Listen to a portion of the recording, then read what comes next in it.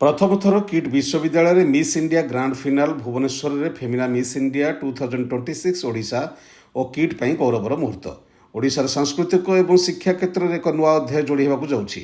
ओडिशा पर्यटन विभाग सहमति क्रमे किट और किस प्रतिष्ठाता डॉक्टर अच्युत सामंत यह कार्यक्रम पर समस्त आयोजन कर भुवनेश्वर स्थित Kalinga institute of industrial technology परिसर में आसंता एप्रिल 18 प्रतिष्ठित 61तम Femina Miss India grand finale अनुष्ठित होब।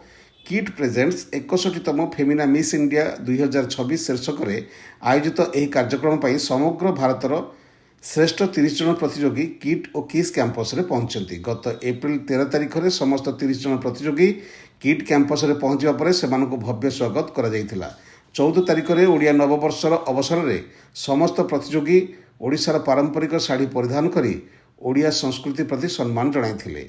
एहासह पुरी कोणार्क सह भुवनेश्वर मुक्तेश्वर मंदिर बुली देखिथिले। पुरी रे महाप्रभु दर्शन करी भावविह्वल हो जाइथिले प्रतियोगी। मुक्तेश्वर में ओडिशार समृद्ध संस्कृति और भास्कर्य को अति निकटरू अनुभव करले मिस इंडिया फाइनालिस्ट किट कैंपसर अनुभूति को सेमाने जादूकरी बोली कहवा सह महाप्रभु जगन्नाथों प्रति पवित्र भूमि में रहिबा सेमानक पई सौभाग्यर विषय बोली प्रकाश करिसेंती। एही प्रतियोगी माने किट और किस कैंपस रे छात्र छात्री मानक सह मिसिबा सह पुरी जगन्नाथ मंदिर, कोणार्क सूर्य मंदिर एवं चंद्रभागा बेलाभूमि भली ऐतिहासिक स्थान भ्रमण करिसेंती।